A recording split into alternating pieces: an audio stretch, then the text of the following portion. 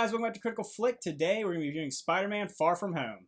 And like with every video on this channel, this is just our opinion, and we'd love to hear yours in the comments below. So for this review, since it's a little bit later than most people's review, we do a little bit of light spoilers. We're not trying to spoil a ton in the movie, but if you haven't seen it yet and you want to totally avoid spoilers, definitely recommend waiting until you see the movie before you check out this review. So Spider-Man Far From Home is the newest film in the MCU. It's picking up shortly after the events of Endgame, and we're seeing the results of that and kind of where Peter Parker's going without the direction of Tony Stark. Yeah, you can tell Peter Parker's struggling, after Tony Stark's death and who he needs to become and what Spider-Man is to everyone. Yeah, and that's the thing that I always kind of liked about the past few movies, that relationship between Tony and Peter, kind of the father-son mentor mentality, was really interesting, and we're kind of seeing where that led and given the responsibilities of being basically what would amount to the next leader. Spider-Man had really cool action sequences in this movie, especially between him and Mysterio. There's like this really cool action scene on the bridge, and there's these drones, and it was very different for Spider-Man. You actually see Spider-Man take control in an action scene and like use all his different web moda, things he has to do. Yeah, I think they did a really good job in this movie of having him actually swinging around, using all his different abilities, to hold things back with the webs, kind of hold things together with the webs, and I thought it was really cool. You really get to get that almost classic Spider-Man swinging and web slinging and splatting and all the stuff that he does. I felt like I got enough of that in this movie. I thought Jake Gyllenhaal was really good as Mysterio. Like, Spider-Man so far, 2 for 2, he's had probably one of the better villains out of all the MCU. Yeah, I think that Spider-Man has, for my money right now, the best villains in the MCU. I think Michael Keaton was excellent as Vulture. Jake Gyllenhaal killed it, in my opinion, as Mysterio. It does have a little bit of that Mandarin feel to it, but I think it worked better this time for me. I think I liked it better as him being, he's so likable. Jake Gyllenhaal's such a good actor, and he really added that extra element of kind of like, oh, I tricked you to it. Yeah. And also, there was really, nice moments between MJ and Peter Parker in this one. We got to see them interact more. In the first one, we didn't really get to see much of that, so I like that. Yeah, obviously, the first one kind of doesn't even let you know who MJ is till later on in the film.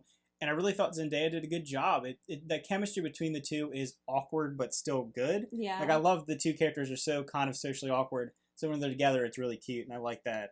And seeing Zendaya from this, and then I've been watching her on Euphoria, she's got range, and I was impressed with her. I also like that we're seeing Happy in this one, and him and Peter Parker's relationship growing after the death of Tony Stark. I really thought that was a touching part in the whole movie for me. Yeah, this movie does have a lot of that Ghost of Tony type thing to it. You're constantly reminded that Tony Stark died, and callbacks to Tony Stark. And if that bothers you, I guess it would bother some people, but I liked it. There was a movie right after Endgame, so we're going to have that. You're going to have those repercussions of his death.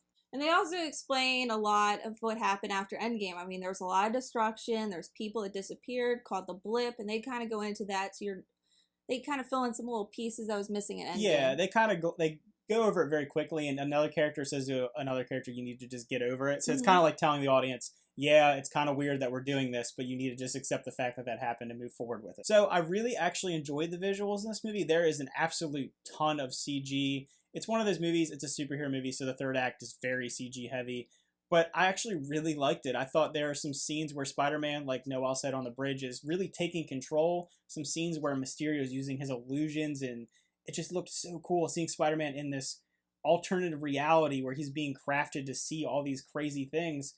I have a scene with Tony Stark, as a zombie. It was really cool, and it went dark, really dark for that little segment. It did, and it kind of reminded me of, a little bit of Doctor Strange, how everything just kept changing and that, atmosphere and everything. Yeah, they even refer to him. Someone asks if Mysterio is Doctor Strange in the movie, and it is funny that it is. You can see those parallels. So, as you've probably been hearing a lot on the internet, the mid-credit scene is actually really cool. It's one of the first ones that I've seen in a long time that kind of pushed the narrative forward, and you're like, oh God, where are we going from here? And it made me a lot more excited for the next Spider-Man movie. I feel like it's been a long time since the end credit or mid-credit scenes made me excited for the next movie. Yeah, it's definitely going to be interesting. It definitely left it open-ended, and you're kind of curious what's going to happen with Peter Parker. Yeah, that's the one thing. I think we won't spoil that, because it is really cool. I would definitely recommend staying for it. So I won't spoil that one, but I'm interested to see what you guys think of that in the comments below. Yeah. Alright, so I'd give this movie 8 out of 10. I really thought it was enjoyable. It really picked up nicely after Endgame, where I was kind of worried because Endgame was so monumental and so just everything that we needed in the MCU. And so I think it was really good.